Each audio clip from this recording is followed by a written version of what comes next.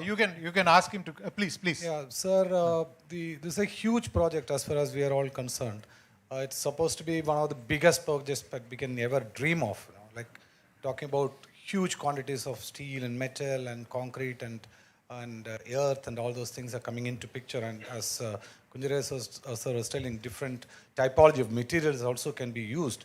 In that sense, my question is, what's the kind of embodied energy calculated into it and the operational energy? I mean, Raghu sir was talking about the RoRo service. How many trucks can be moved on a day, but how many trucks have been employed in constructing this material can be, ratioed into the green aspect of it, because Kerala CM has announced in the assembly that it's a green project.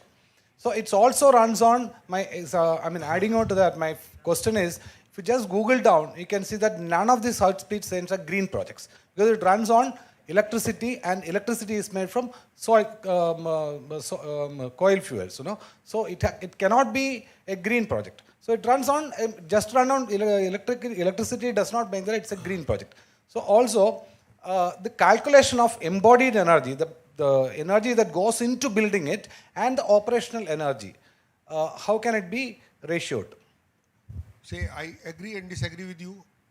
First of all, whatever is the carbon, we calculate it in terms of the carbon. What in high-speed lines, the carbon involved during the construction is very high.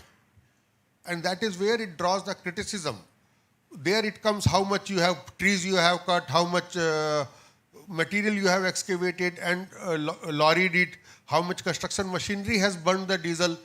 So those calculations, unfortunately, in India, we are not obliged to do, because nobody is giving me the carbon credit. Second part, I disagree with you.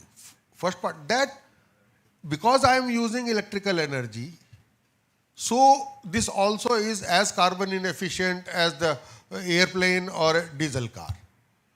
Because the total energy per passenger kilometer which I use is only 1/3 of the public vehicle. I am not talking of the RoRo. Let us focus on the passenger. And then this electrical energy, because totally I am using less, and it is more efficiently used, because when you use the diesel in the automobile, the efficiency factor is low. But when the electricity is produced in the powerhouse, nowadays the super thermal powerhouse efficiency factor is very high, and these IGBT based our motors, the efficiency is very high. So that makes a total environmental this thing. So because we are running electric trains, that is why Honorable Chief Minister has said that it is a green project. But now you are making a definition very detailed. So it is not in that context. I hope you agree. Okay. I think probably China has done life cycle assessment costing and life cycle costing for the high-speed trains, and it's generally observed as a universal experience. It's felt that high-speed trains are a clear winner in terms of green energy. So we'll stop short of that clarification. We go on to the next question. There is a perception that natural drainage will get affected if railway lines are constructed. What is your view on this? This is a general question. Probably I have addressed this earlier also. See, this is something which, Subodh Jain also has given that. See, we will have to say that, there are some laws which has to be there, that you cannot take the soil for construction. That's what he said. And apart from that, we cannot obstruct the passage of water, for which, probably looking in everything into the consideration, the embankments are replaced by viaduct wherever you have a problem.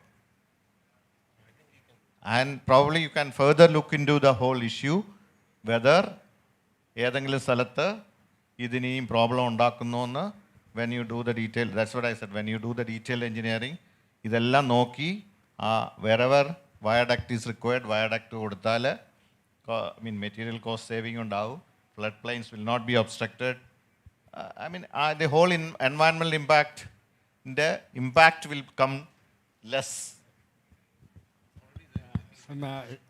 The It's a very involved process. yes. Once the detail engineering is done, any drainage which is adversely affected in a private land, even after the construction of line, up to 10 years, it is the responsibility of the project authority to adopt the mitigation measures. When this kind of infrastructure is done, there are, say, when the Britishers brought in the railways and very quickly they developed 120,000 kilometers of railway line. In that process, very robust rules have been developed. So, for any cattle crossing, men crossing, road over bridges, road under bridges, drainage obstruction, up to 10 years, it is the responsibility of the project entity to accommodate at their cost the mitigation measures required. And mitigation measures, of course, there are authorities, there must be irrigation department and flood department here who will be the final arbitrator in that regard. The drainage pattern during the floods is different from the normal drainage pattern. During floods, the water flows not only through the rivers and the canals, but also it overflows, and we find flood water flowing even across towns. And naturally, the embankment will provide a barrier, and there will be a tendency to exacerbate the floods. The answer is, as Kunchari suggested, you will have to go for viaducts in such areas. The environment study made in this DPR mentions that this will be taken care of by constructing canals on either side and leading the floodwater to ponds, etc., which is technically possible but very, very difficult to undertake. And quite often it is not undertaken. You find this problem even in the construction of our highways. In Trivandrum itself, if you care to look,